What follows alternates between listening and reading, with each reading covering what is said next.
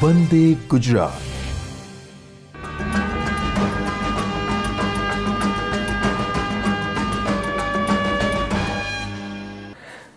નમસ્કાર વિદ્યાર્થી મિત્રો.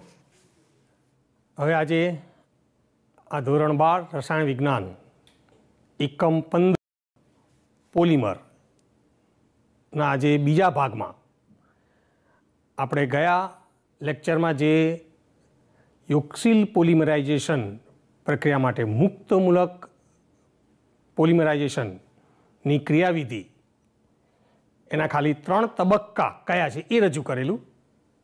તો હવે આજે આપણે એ 3 તબક્કાની વિગતે અભ્યાસ કરીએ. તો વિદ્યાર્થી મિત્રો, આપણે ગયા લેક્ચરમાં કહ્યું હતું કે આ મુક્તમૂલક યોક્સિલ પોલિમરાઇઝેશનની ક્રિયાવિધિ, તો એમાં ઉદાહરણ લીધેલું છે ઇથિનમાંથી પોલિથીન. તો આ ક્રિયાવિધિના 3 તબક્કા છે જે આપણે ગઈ વખતે રજૂ કર્યા હતા. એમાં પહેલો તબક્કો છે શૃંખલા પ્રારંભન તબક્કો, બીજો તબક્કો છે શૃંખલા સંચરણ તબક્કો અને ત્રીજો તબક્કો છે શૃંખલા સમાપન તબક્કો.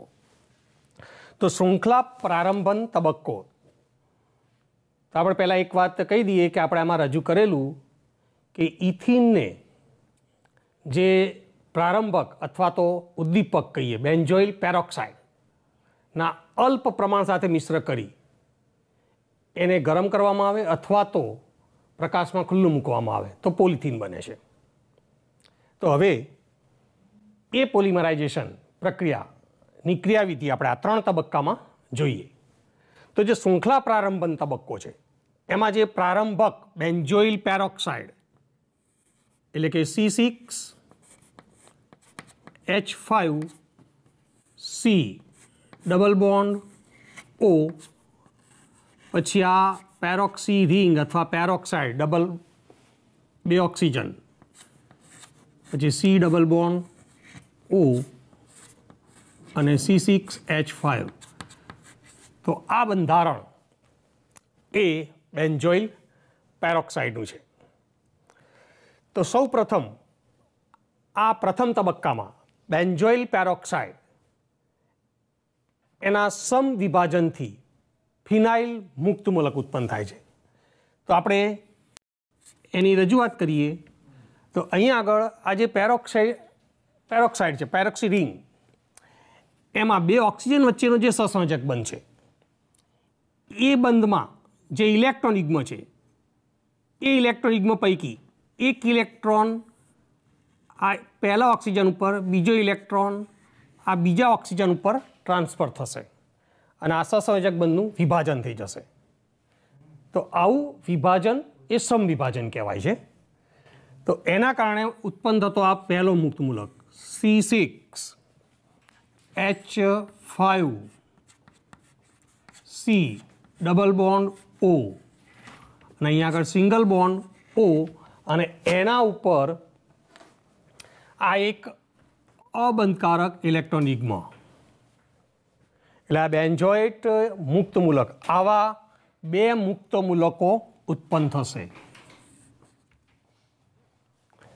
હવે આ બેન્ઝોઇટ મુક્તમૂલક એનું ફરીથી સમવિભાજન થશે. એટલે અહીંયા આગળ આ જે કાર્બન, 2 કાર્બન વચ્ચેનો બંધ છે એમાંથી એક ઇલેક્ટ્રોન યુગ્મ આ કાર્બન ઉપર, બીજું એક ઇલેક્ટ્રોન આ કાર્બન ઉપર, બીજો એક ઇલેક્ટ્રોન આ ફિનાઇલ સમૂહના કાર્બન ઉપર જશે. એટલે એના કારણે અહીં આગળ આવા 2 ફિનાઇલ મુક્ત મૂલકો ઉત્પન્ન થાય છે અને કાર્બન ડાયોક્સાઇડ. તો આ થઈ ગયો ફિનાઇલ મુક્ત મૂલક.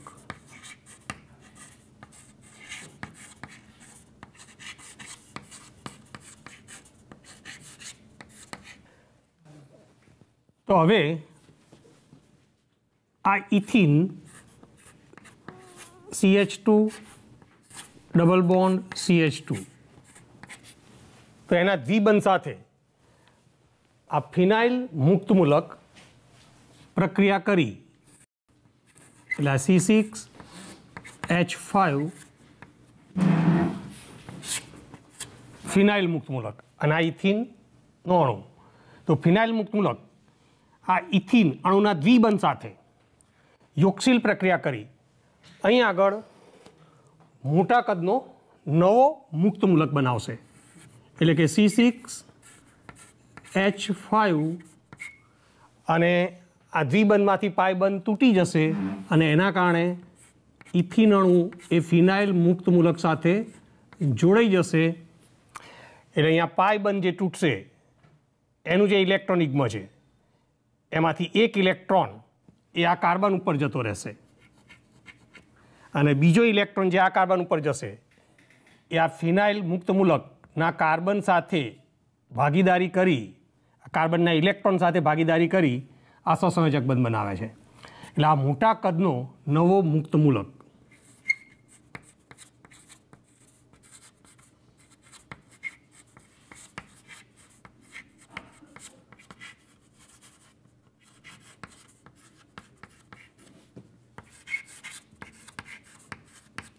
એટલે આમ આ પ્રથમ તબક્કામાં એટલે કે શૃંખલા પ્રારંભન તબક્કામાં આ બેન્ઝોઇલ પેરોક્સાઇડમાંથી ઉત્પન્ન થયેલો ફિનાઇલ મુક્ત મૂલક એ ઇથિન અણુના દ્વિબંધ સાથે યોગશીલ પ્રક્રિયા કરી આવો એક મોટા કદનો નવો મુક્ત મૂલક બનાવે છે. તો આ પ્રથમ તબક્કો ક્રિયાવિધિનો પૂર્ણ થયો. હવે બીજો તબક્કો લઈએ.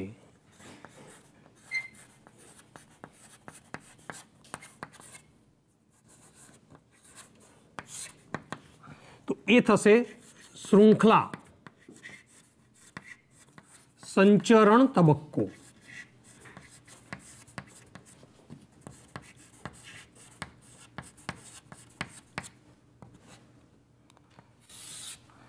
શૃંખલા સંચરણ તબક્કામાં આ જે મોટા કદનો મુક્ત મૂલક બન્યો છે C6H5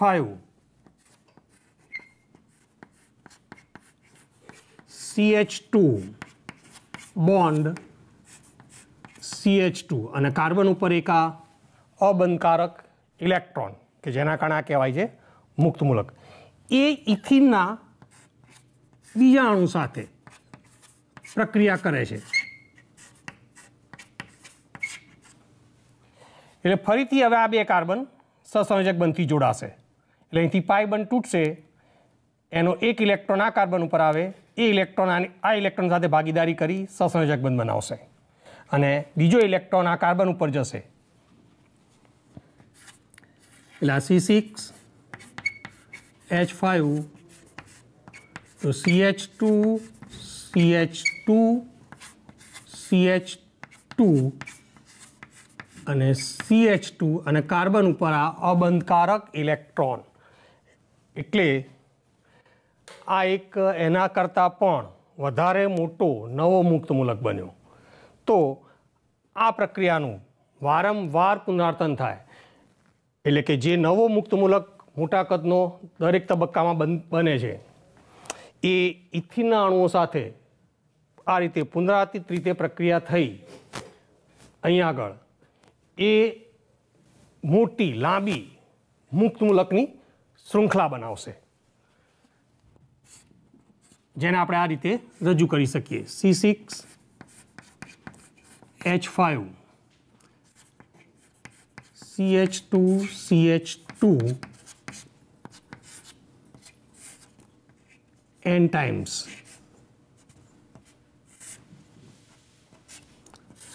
CH2 CH2. તો આમ શૃંખલા સંચરણ તબક્કામાં આ જે મોટા કદનો નવો મુક્ત મૂલક છે એ ઇથિનના અણુઓ સાથે વારાફરતી પ્રક્રિયા કરી દરેક વખતે આવો મોટા કદનો વધુને વધુ લાંબો મુક્ત મૂલક બનાવશે અને આ રીતે એક મોટા એક લાંબો એટલે કે મોટી લંબાઈની શૃંખલા આવો મુક્ત મૂલક રચાશે. તો આ કહેવાય છે શૃંખલા સંચરણ તબક્કો. અંતિમ તબક્કામાં એટલે જેને કહેવાય છે શૃંખલા સમાપન તબક્કો, તો એમાં આવી આ બે મુક્ત મૂલક નિપજો એ એકબીજા સાથે જુદી જુદી રીતે એટલે કે જુદા જુદા પ્રકારે સંયોજાય પોલિથીન બનાવશે, જેમાંના એક પ્રકારનું જોડાણ એ આપણે અહીં આગળ હવે રજૂ કરીએ.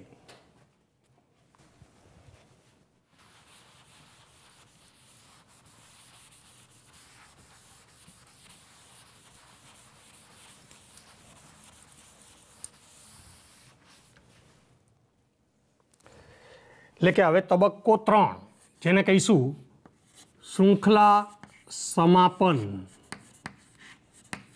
તબક્કો. તો શૃંખલા સમાપન તબક્કામાં આ બીજા તબક્કામાં અંતે બનેલી આવી બે મુક્ત મૂલક species C6H5 CH2CH2 n times CH2CH2 અને આવી બીજી મુક્ત મૂલક species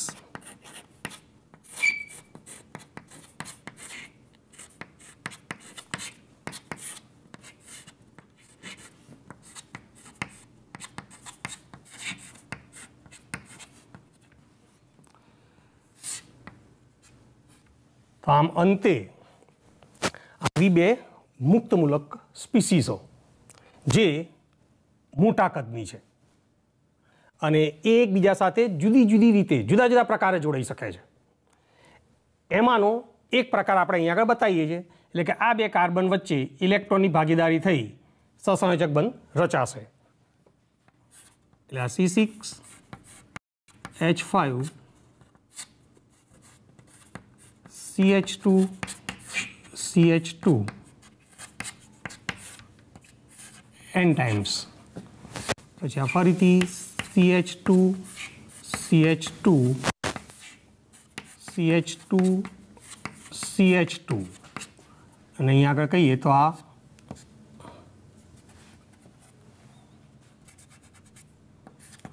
CH2CH2 n times C6H5 તો આ બનશે પોલિથીન.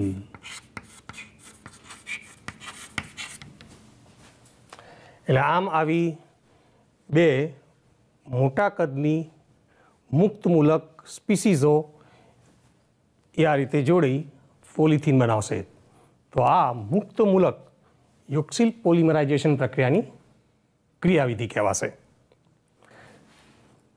હવે વિદ્યાર્થી મિત્રો આપણે આવા કેટલાક સમપોલિમરની બનાવટ સમજીશું.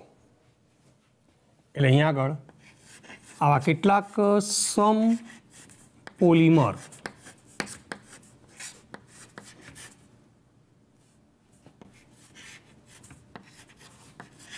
ની બનાવટ.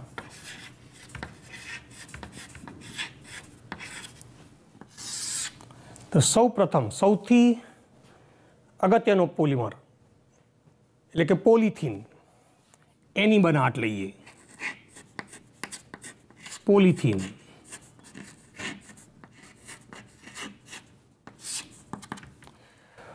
પોલિથીન એ એક રેખીય શૃંખલાવાળો પણ હોય અને શાખીય શૃંખલાવાળો પણ હોય છે. એટલે રેખીય શૃંખલાવાળો અથવા આંશિક રીતે શાખીય શૃંખલાવાળા લાંબા પોલિમરના અણુઓ હોય છે અને પોલિથીન એ થર્મોપ્લાસ્ટિક છે. એટલે કે જો એને ગરમ કરવામાં આવે તે નરમ બને છે અને એને જો ઠંડુ પાડો તો ફરીથી પાછું એ સખત બની જતું હોય છે. એટલે આમ પોલિથીન એ થર્મોપ્લાસ્ટિક પોલિમર છે. અને હવે એની બનાવટ કહીએ તો મુખ્ય પોલિથીનના બે ભાગ પડે છે. એક નિમ્ન ઘનતા પોલિથીન એટલે કે LDP પોલિથીન અને બીજું છે ઉચ્ચ ઘનતા પોલિથીન એટલે કે HDP પોલિથીન. તો આપણે એમાં પહેલાં લઈએ નિમ્ન ઘનતા પોલિથીન.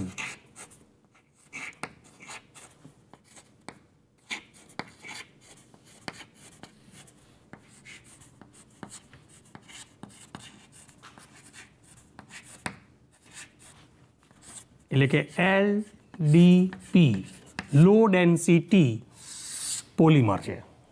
એટલે નિમ્ન ઘનતા પોલિથીન એ લો ડેન્સિટી પોલિમર છે.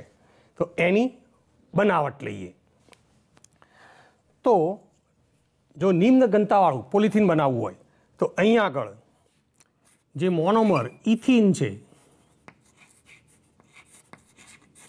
તો આ ઇથિનને એ 1000 થી 2000 વાતાવરણ દબાણે અને 350 થી 570 કેલ્વિન તાપમાને ડાયઓક્સિજન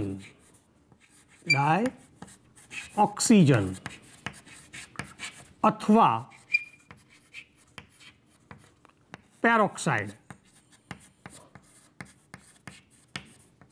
જે આપણે અહીંયા આગળ ઉદાહરણ તરીકે બતાવ્યું હતું કે બેન્ઝોઇલ પેરોક્સાઇડ, આવા ઉદ્દીપક સાથે અથવા પ્રારંભક ડાયોક્સિજન અથવા પેરોક્સાઇડ એ પ્રારંભક કહેવાશે અથવા ઉદ્દીપક સાથે જો ઇથિનને ગરમ કરવામાં આવે તો અહીંયા આગળ પોલિમરાઇઝેશન પ્રક્રિયા થઈ પોલિથીન બને છે. પણ આ પોલિથીન કે જેનું બંધારણ એ આ રીતે આંશિક રીતે શાખીય હોય છે.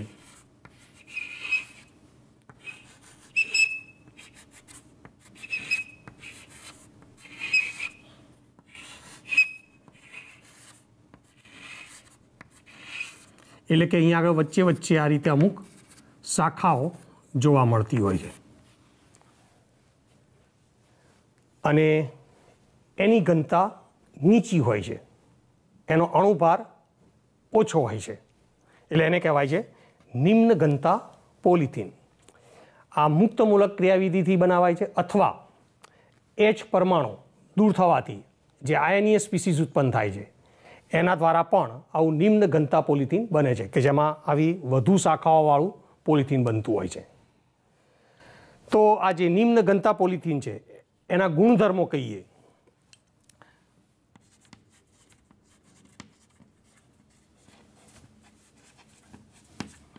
તો એ ખાસ યાદ રાખો કે નિમ્ન ઘનતા પોલિથીન એ એક શાખીય પોલિમર છે. આ શાખીય છે. બીજા જે ગુણધર્મો એ સામાન્ય છે કે આ થર્મોપ્લાસ્ટિક છે, પછી રાસાયણિક રીતે નિષ્ક્રિય છે,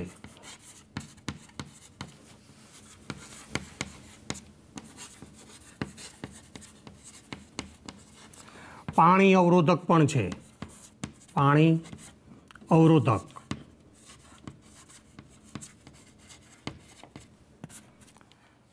અને વિદ્યુતનો મંદવાહક છે.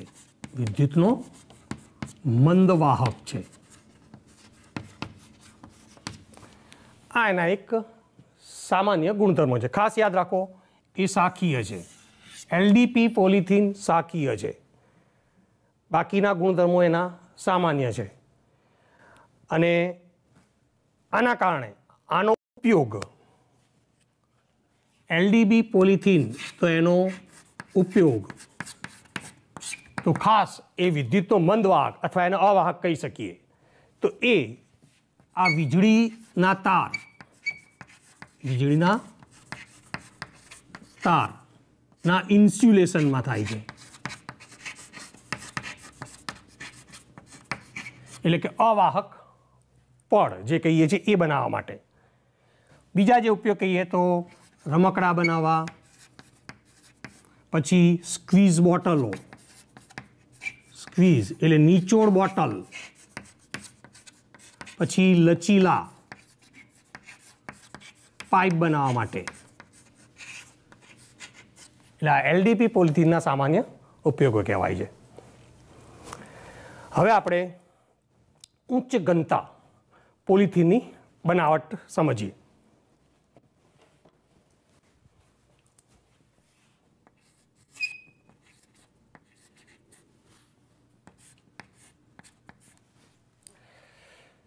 તો હવે ઉચ્ચ ઘનતા પોલિથીન એટલે કે HDP પોલિથીનની બનાવટ. તો આ મોનોમર ઇથિનને અહીંયા આગળ ખાસ એક તો હાઇડ્રોકાર્બન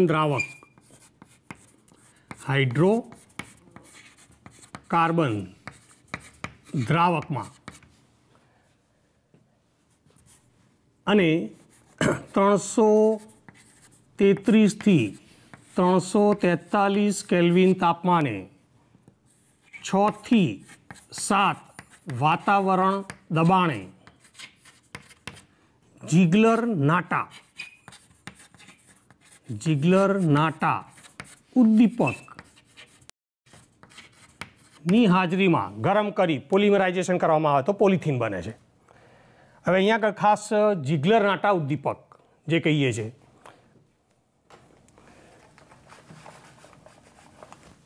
તો આ જીગ્લર નાટા ઉદ્દીપક એટલે એનું જે સૂત્ર કહીએ છીએ તો એ કહેવાય છે ટ્રાય ઇથાઇલ એલ્યુમિનિયમ.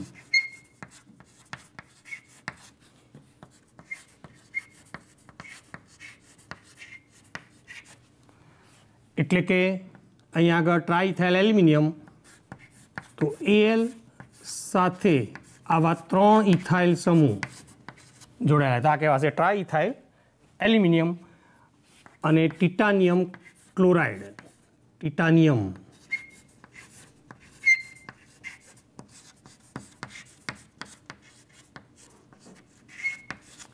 એટલે કે TiCl3 અથવા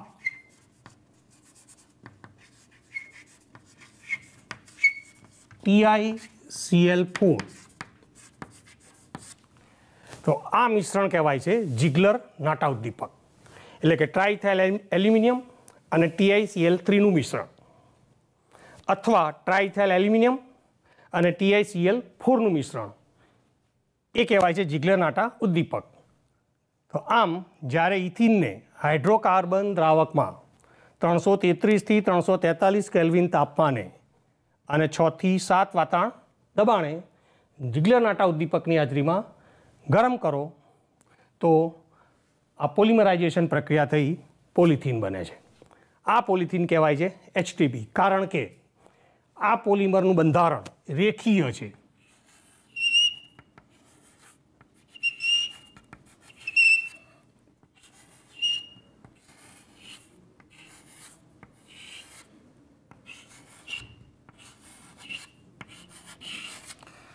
એટલે આમાં શાખાઓ જોવા નથી મળતી. આવું રેખીય બંધારણ છે. રેખીય બંધારણ કારણે અહીં આગળ આ અણુઓ એકબીજાની વધારે નજીક આવી શકતા હોય છે. એટલે સંવૃત સંકુલન રચના બને છે, જેના કારણે આ HDP પોલિથીન થઈ જાય છે. ઊંચી ઘનતા ધરાવતું પોલિથીન બને છે. એટલે એના ગુણધર્મો અને જે નિમ્ન ઘનતા પોલિથીનના ગુણધર્મો છે એમાં મુખ્ય આ જ તફાવત છે કે અહીંયા આગળ રેખીય બંધારણ હોવાથી આના અણુઓ એકબીજાની વધારે નજીક આવી શકે છે, જેના કારણે સંવૃત સંકુલન રચના બનતી હોય છે. એટલે કે ગીચતા અહીંયા આગળ વધારે હોય છે, જેના કારણે હાઈ ડેન્સિટી પોલિથીન બને છે. અને બાકી તો એ થર્મોપ્લાસ્ટિક પણ છે, રાસાયણિક રીતે નિષ્ક્રિય પણ છે, પાણી અવરોધક પણ છે, વિદ્યુતનો અવાહક પણ છે. પણ આ LDP કરતાં વધુ સખત અને મજબૂત છે. એટલે આનો ઉપયોગ એક તો બાલદીઓ બનાવવા માટે, એટલે કે ડોલ બનાવવા માટે, કચરા પેટીઓ બનાવવા માટે થતો હોય છે એવું કહેવાય છે. બીજું પાઇપો છે, બોટલો છે, એ વગેરેની બનાવટમાં આ HDP પોલિથીનનો ઉપયોગ થાય છે. એટલે આમ HDP પોલિથીન બનાવવા માટે અહીંયા પ્રક્રિયા પરિસ્થિતિ ખાસ યાદ રાખવાની. અને એ ખાસ આવો રેખીય પોલિમર છે. એટલે આમ ફરીથી કહીએ તો LDP પોલિથીન એ શાખીય છે અને HDP પોલિથીન એ રેખીય છે.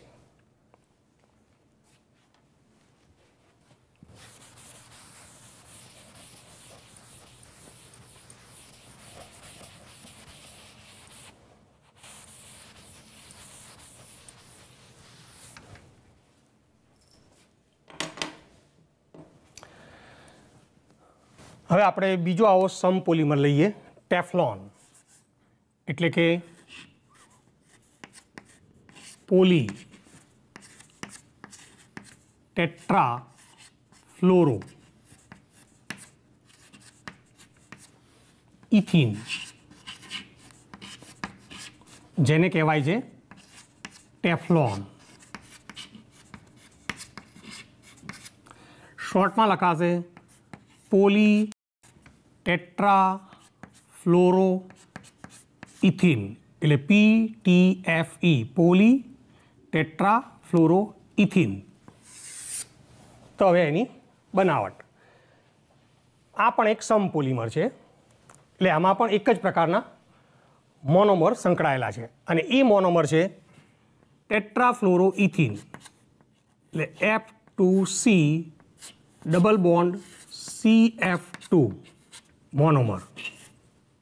એટલે આ ટેટ્રાફ્લોરો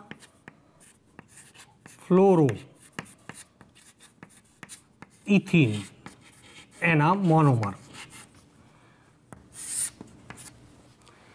તો આ મોનોમરની પ્રક્રિયા અહીં આગળ ઊંચા દબાણે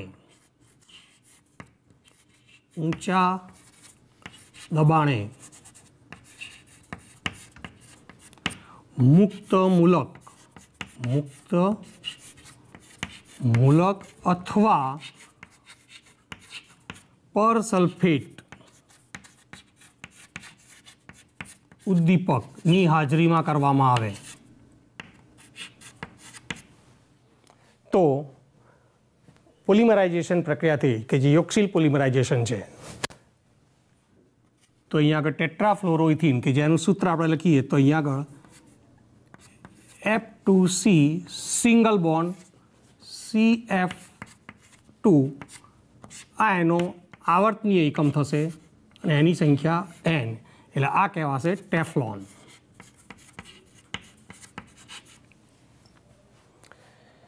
તો આ ટેફલોનની બનાવટનું એક સામાન્ય સમીકરણ, એટલે કે અહીંયા ટેટ્રાફ્લોરોઇથિન, તો આ મોનોમરને ઊંચા દબાણે મુક્ત મૂલક અથવા પરસલ્ફેટ ઉદ્દીપકની હાજરીમાં ગરમ કરો તો પોલિમરાઇઝેશન પ્રક્રિયા થઈ આ ટેફલોન એટલે કે પોલી ટેટ્રાફ્લોરો ઇથિન પોલિમર બનશે. આના ગુણધર્મો આપણે કહીએ તો ટેફલોન એ રાસાયણિક રીતે નિષ્ક્રિય છે, પણ આનો ખાસ જે ગુણધર્મ છે એ ખાસ ગુણધર્મ એ ક્ષારણ પ્રતિકારક છે. ક્ષારણ પ્રતિકારક. પછી એ થર્મોપ્લાસ્ટિક છે, પણ આ ઉચ્ચ તાપમાન સહન કરે છે, ઉચ્ચ તાપમાન સહન કરી શકે છે. એટલે આ જે એનો ગુણધર્મ છે ઉચ્ચ તાપમાન સહન કરે છે, માટે આંશિક રીતે થર્મોસેટિંગ પણ કહેવાય છે. પણ એનું જે કોટિંગ કરવામાં આવે છે એ લગભગ 300 ડિગ્રી સેલ્સિયસ તાપમાને વિઘટન પામી જતું હોય છે. એટલે આમ એના આ ખાસ ગુણધર્મો કહેવાય છે. એ થર્મોપ્લાસ્ટિક છે, પણ ઊંચું તાપમાન સહન કરી શકે છે, એટલે આંશિક રીતે થર્મોસેટિંગ તરીકે પણ ઓળખાય છે. અને બીજો એનો જે ખાસ ગુણધર્મ છે એ ક્ષારણ પ્રતિકારક છે. એટલે ટેફલોનનો ઉપયોગ કહીએ તો ટેફલોનનો ઉપયોગ એ અહીંયા આગળ આવા નોન સ્ટિક સપાટી ધરાવતા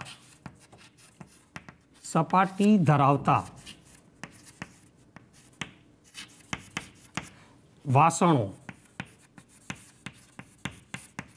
ના સીલ બનાવવા માટે અથવા હેન્ડલ બનાવવા માટે.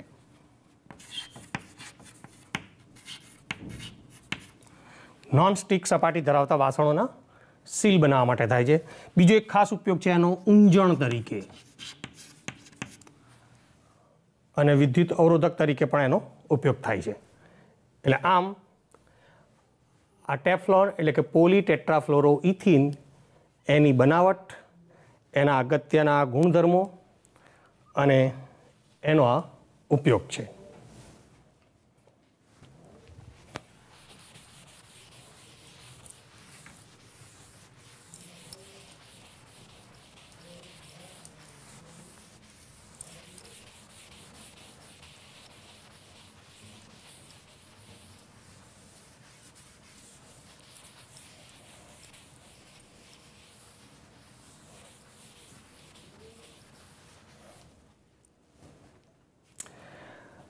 હવે આપણે સમપોલિમરમાં બીજો એક પોલિમર કે જે કહેવાય છે પોલીએક્રિલોનાઇટ્રાઇલ.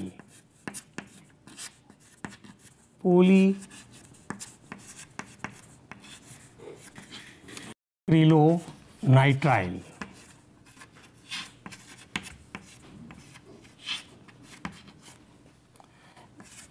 એટલે PAN એ એનું શોર્ટ ફોર્મ છે, પોલીએક્રિલોનાઇટ્રાઇલ. એટલે આને કેટલીક વાર ઓર્લોન પણ કહે છે. તો એની બનાવટ સમજીએ આપણે. તો આનો જે મોનોમર છે એ એક્રિલોનાઇટ્રાઇલ છે, એટલે કે CH2 ડબલ બોન્ડ CH2 આ CHCN, એટલે આ કહેવાય છે એક્રિલોનાઇટ્રાઇલ.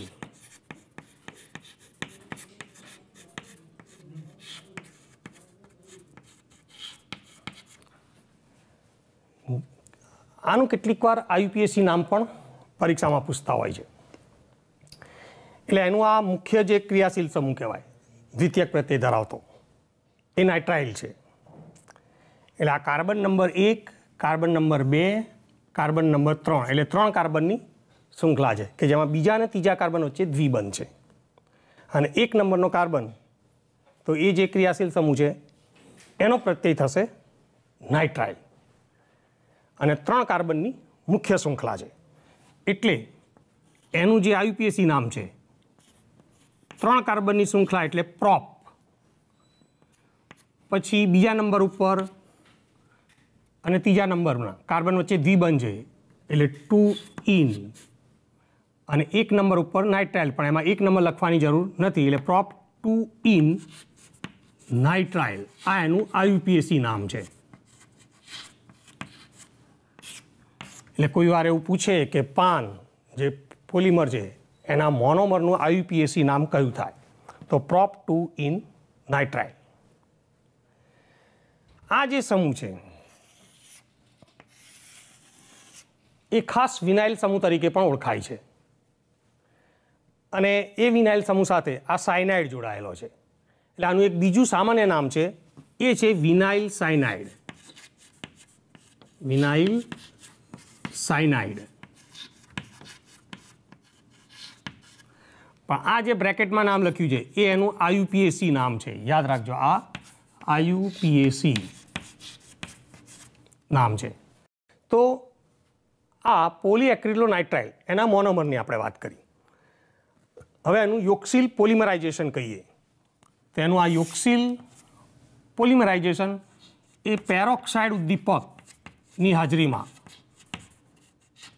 પેરોક્સાઇડ ઉદ્દીપકની હાજરી, તો એની હાજરીમાં આનું પોલિમરાઇઝેશન કરવામાં આવે તો યોક્સિલ પોલિમરાઇઝેશન પ્રક્રિયા થઈ અહીં આગળ આ પોલીએક્રિલોનાઇટ્રાઇલ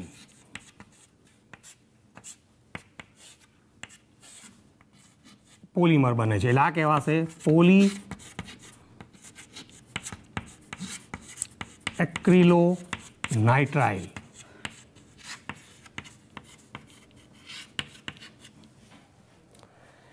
એના ગુણધર્મો કહીએ તો આ પણ એક થર્મોપ્લાસ્ટિક છે. આ એક થર્મોપ્લાસ્ટિક પોલિમર કહેવાય. ખાસ કહીએ તો આના ઉપર ફૂગ અને જીવાણુની અસર થતી નથી. આનામાંથી જે રેસા બનાવાય છે એ રેસા ઉપર આ ફૂગ અને જીવાણુની અસર થતી નથી.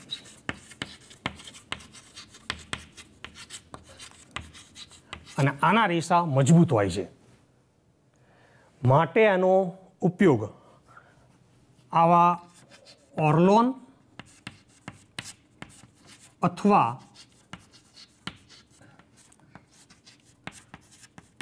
એક્રેલિન, ઓર્લોન અથવા એક્રેલિન જેવા ઔદ્યોગિક રેસાઓ, ઔદ્યોગિક રેસાઓ બનાવવા ઊનની અવેજીમાં થાય છે, ઊનની અવેજીમાં, એટલે કે ઊનની જગ્યાએ.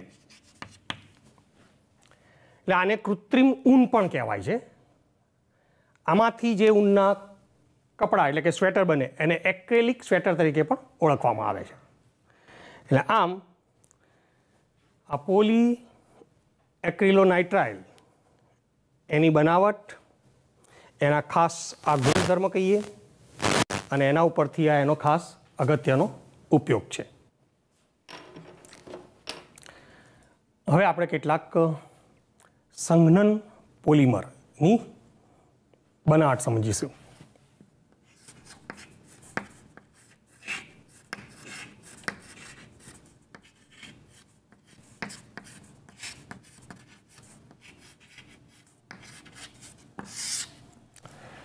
સંઘનન પોલિમર જે છે એ અહીં આગળ આપણે જે એના મોનોમર કહીએ, આના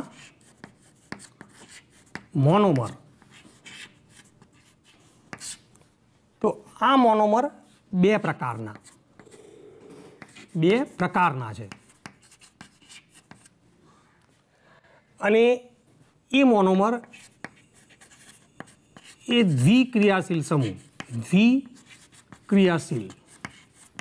સમૂહ અથવા ત્રિક્રિયાશીલ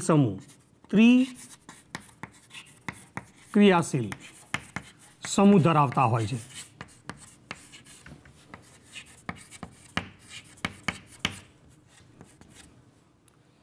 એટલે જ્યારે સંઘનન પોલિમરાઇઝેશન પ્રક્રિયા હોય ત્યારે એના મોનોમર હોય છે એ કાં તો દ્વિક્રિયાશીલ સમૂહ ધરાવે, મતલબ એક જ પ્રકારના બે ક્રિયાશીલ સમૂહ અથવા તો એક જ પ્રકારના ત્રણ ક્રિયાશીલ સમૂહ ધરાવતા આવા બે જુદા જુદા મોનોમર હોય છે.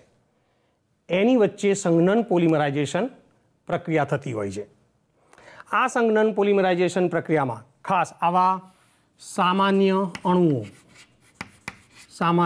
અણુઓ જેવા કે પાણીનો અણુ અથવા આલ્કોહોલનો અણુ અથવા હાઇડ્રોજન ક્લોરાઇડનો અણુ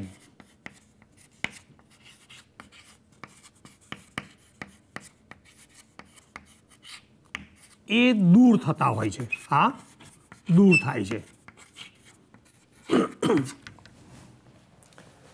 એટલે જ્યારે પણ સંઘનન પોલિમરાઇઝેશન હશે તો એ પોલિમરાઇઝેશન પ્રક્રિયામાં આવા સાદા અણુઓ એટલે કે પાણી, આલ્કોહોલ, હાઇડ્રોજન ક્લોરાઇડ એ દૂર થઈ ઊંચી ઘનતા ધરાવતા, ઊંચા આણ્વીય ભાર ધરાવતા એ સંઘનન પોલિમર બને છે. બીજી વાત કરીએ, આ પ્રકારના પોલિમરાઇઝેશનમાં એના પ્રત્યેક તબક્કે એ આવા દ્વિક્રિયાશીલ સમૂહ ધરાવતી નિપજ બનતી હોય છે. દ્વિક્રિયાશીલ સમૂહ ધરાવતી નિપજ બને. અને એ જે નિપજ છે પારસ્પરિક પ્રક્રિયા તબક્કાવાર કરી આ પ્રક્રિયાને આગળ ચાલુ રાખે છે. અને આ એક વિશિષ્ટ ક્રિયાશીલ સમૂહ ધરાવે છે. વિશિષ્ટ ક્રિયાશીલ સમૂહ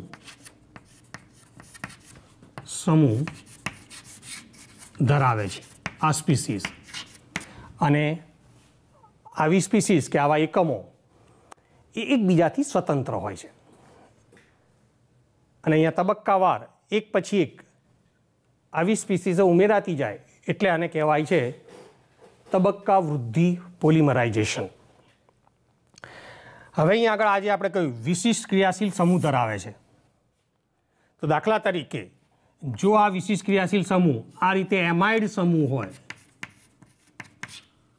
તો આ જે સંઘનન પોલિમર છે એ પોલીએમાઇડ વર્ગમાં આવશે. દાખલા તરીકે નાયલોન 6 નાયલોન 6 એની અંદર આવશે. જો આ વિશિષ્ટ ક્રિયાશીલ સમૂહ એ એસ્ટર સમૂહ ધરાવતી હશે તો આ પોલિએસ્ટર કહેવાશે. દાખલા તરીકે ટેરિલિન કે જે ડેક્રોન તરીકે ઓળખાય છે. એટલે આમ સંઘનન પોલિમરાઇઝેશનમાં દરેક તબક્કે આવી જે દ્વિક્રિયાશીલ સમૂહ ધરાવતી નિપજ હોય છે એ આવો વિશિષ્ટ ક્રિયાશીલ સમૂહ ધરાવે છે અને એના કારણે એ પોલિમર ખાસ વર્ગના પોલિમર તરીકે ઓળખાતા હોય છે. હવે આપણે આનું ઉદાહરણ લઈએ. દાખલા તરીકે પહેલા પોલિએમાઇડ.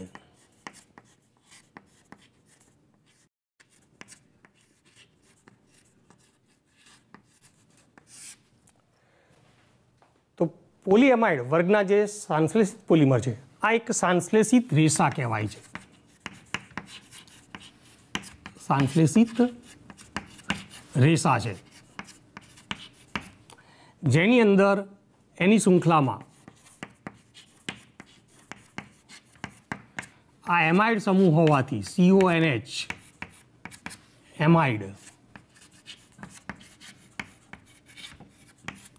તો આ CO એમાઇડ સમૂહની લાંબી શૃંખલા હોય છે.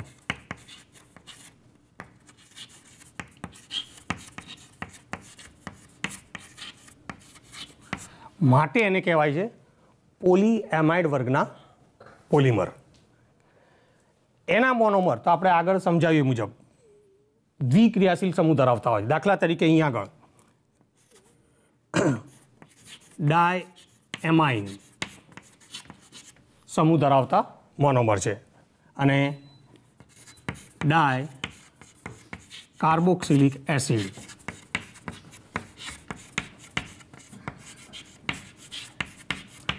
તો આવા બે ક્રિયાશીલ સમૂહ ધરાવતા ડાયએમાઇન મોનોમર અને ડાયકાર્બોક્સિલિક એસિડ મોનોમર એની વચ્ચે સંઘનન પ્રક્રિયા થાય છે. અથવા તો એમિનો એસિડ અને તેનો લેક્ટમ તો આમની વચ્ચે આ સંઘનન પ્રક્રિયા થાય છે. એટલે પોલિએમાઇડના જે મોનોમર છે તો આપણે બે રીતે સમજાયા. એક ડાયએમાઇન અને ડાયકાર્બોક્સિલિક એસિડ મોનોમર એની વચ્ચે થતી સંઘનન પ્રક્રિયા તો આ પોલિએમાઇડ બનશે અને એના ઉદાહરણમાં આપણે આવશે નાયલોન 6,6 અથવા જે બીજી મોનોમરની જોડ આપણે બતાવીએ છીએ તો એક એમિનો એસિડ અને તેનો લેક્ટમ એની વચ્ચે સંઘનન પ્રક્રિયા થઈ આ પોલિએમાઇડ બનતો હોય છે જેનું ઉદાહરણ આવશે નાયલોન 6. તો હવે આપણે આ બંને પોલિએમાઇડ જે પોલિમર છે એની બનાવટ જોઈએ.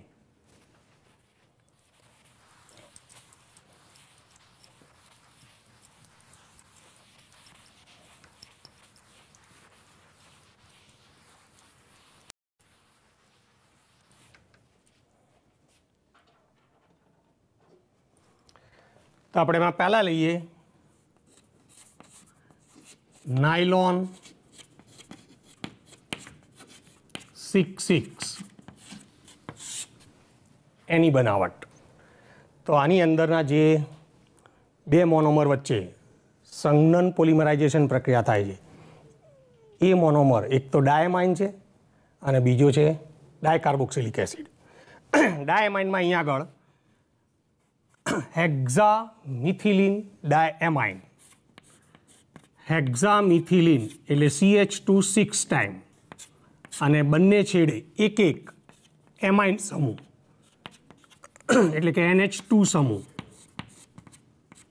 તો આ થશે હેક્ઝામિથિલિન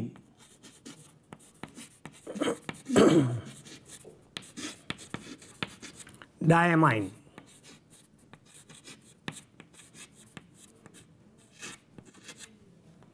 એના N અણુઓ. બીજો જે મોનોમર છે એ એડિપિક એસિડ એટલે કે અહીંયા આગળ CH2 4 ટાઈમ્સ અને એના બંને છેડે આ કાર્બોક્સિલ સમૂહ COOH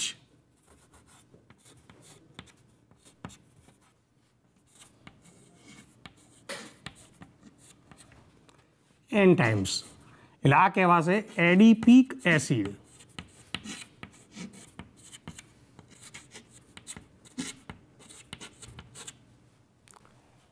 હેક્ઝામિથિલિન ડાયમાઇન અને એડિપિક એસિડ વચ્ચે ઊંચા તાપમાને અને ઊંચા દબાણે સંઘનન પોલિમરાઇઝેશન પ્રક્રિયા થાય. એટલે અહીંયા ઊંચું તાપમાન તે લગભગ 553 કેલ્વિન ઊંચા તાપમાને અને ઊંચા દબાણે સંઘનન પ્રક્રિયા થઈ નાયલોન 6,6 બને છે.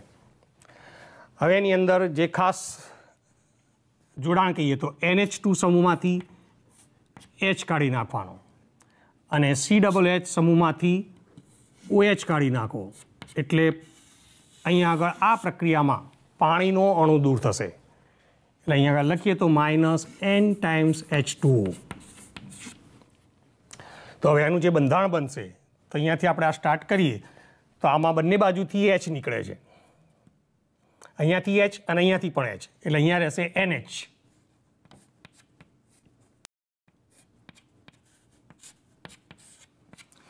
ત્યાર પછી CH2 6 ટાઈમ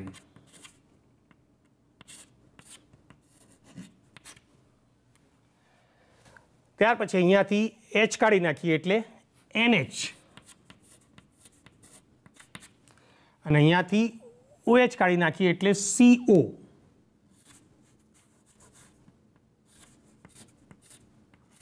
એટલે ઓક્સિજન આપણે દ્વિબંધથી જોડીને બતાવી દીધો. એટલે આ થયો એમાઇડ સમૂહ. ત્યાર પછી CH2 4 ટાઈમ્સ અને અહીંયાથી પણ OH કાઢી નાખવાનો એટલે C ડબલ બોન્ડ O. તો આ નાયલોન 6,6 નો આવર્તનીય એકમ થશે અને એનો પોલિમરાઇઝેશન અંશ N. એટલે આ કહેવાશે નાયલોન 6,6 પોલિમર. હવે એનું નામ નાયલોન 6,6 કેમ બન્યું તે એક સામાન્ય સમજ છે કે એના જે બંને મોનોમર છે એમાં કાર્બનની સંખ્યા 6 છે.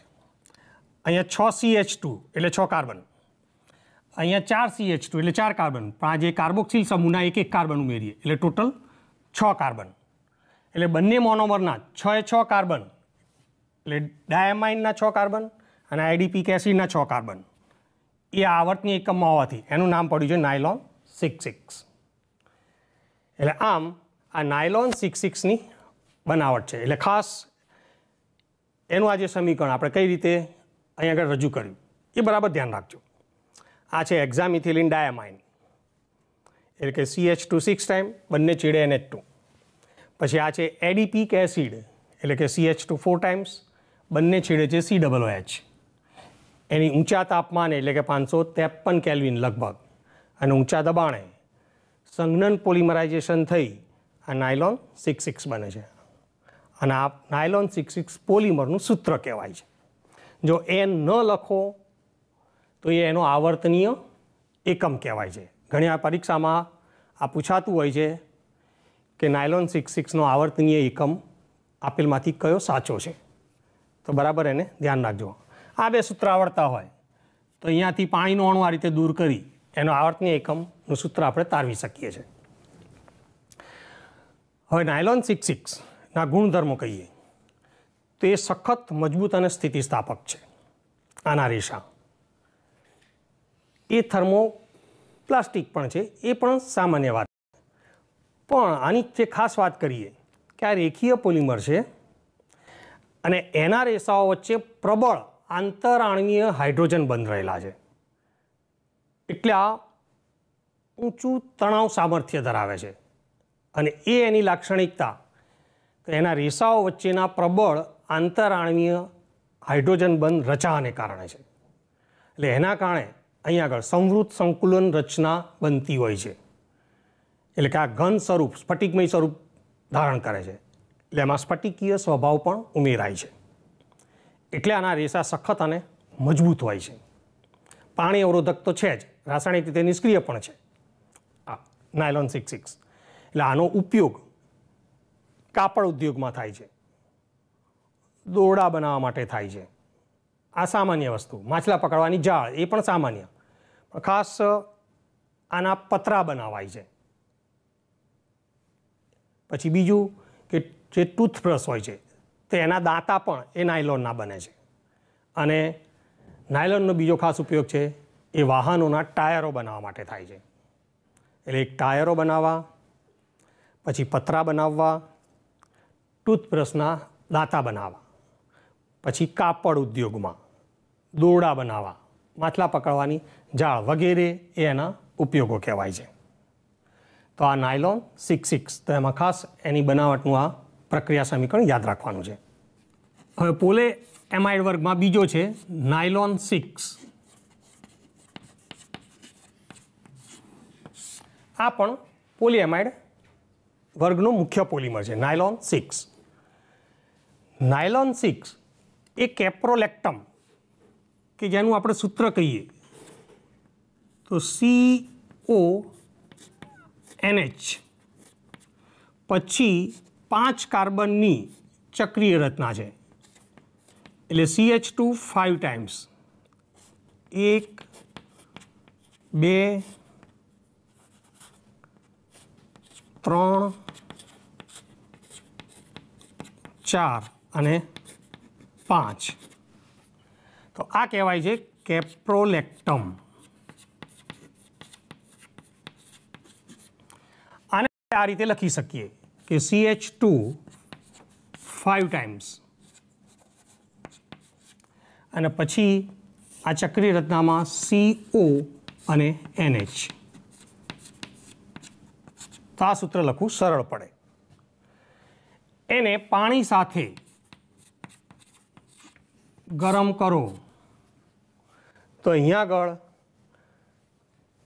પહેલાં એમિનો એસિડ બને છે. એ એમિનો એસિડની પ્રક્રિયા કેપ્રોલેક્ટમ સાથે વારાફરતી થવાથી અહીંયા આગળ નાયલોન 6 બનશે. એટલે આપણે ડાયરેક્ટ નાયલોન 6 એનું બંધારણ રજૂ કરીએ તો આ રીતે રજૂ કરાય. INH પછી CH2 5 times C double bond O N times. તો આને કહે છે નાયલોન 6. એના આવર્તની એકમમાં અહીંયા આગળ જોઈએ તો 6 કાર્બન છે.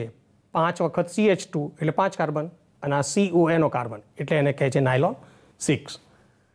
અને એમાં આવો એમાઇડ સમૂહ આવે છે. આની લાંબી શૃંખલા બનાવો તો અહીંયા NH આવશે એટલે એમાઇડ સમૂહ આવશે. એટલે આપણો એમાઇડની લાંબી શૃંખલા છે એટલે કહેવાય છે પોલીએમાઇડ. નાયલોન 6ના ગુણધર્મો કહીએ તો આના રેસા સખત હોય છે. એ સામાન્ય દ્રાવકમાં અદ્રાવ્ય પણ છે. એટલે આનો ઉપયોગ એ કાર્પેટ બનાવવા, દોરડા બનાવવા, પછી વાહનોના ટાયર બનાવવા માટે થતો હોય છે. એટલે નાયલોન 6 અને નાયલોન 6ના ઉપયોગોમાં એટલો બધો કંઈ ફરક નથી. પણ એની ખાસ આ બનાવટની પ્રક્રિયા તો આ કહેવાય છે સંઘનન પોલિમરાઇઝેશન.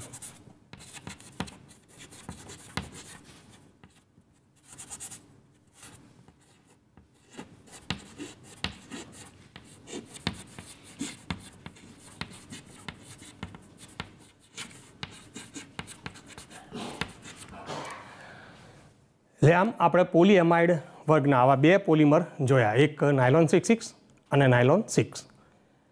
હવે સંઘનન પોલિમરમાં હજી બીજો છે પોલિએસ્ટર વર્ગનો પોલિમર ડેક્રોન. એની આપણે બનાવટ હવે પછીના લેક્ચરમાં સમજીશું. અને ત્યાર પછી બેકેલાઇટ અને મેલેમાઇન એની બનાવટ પણ આપણે સમજીશું. તો આભાર વિદ્યાર્થી મિત્રો. આજના બીજા લેક્ચરમાં એ આટલે સુધી જ આપણે જોઈએ છે. આના પછીના લેક્ચરમાં બીજા બાકીના સંઘનન પોલિમર અને પછી સહપોલિમર જોઈશું.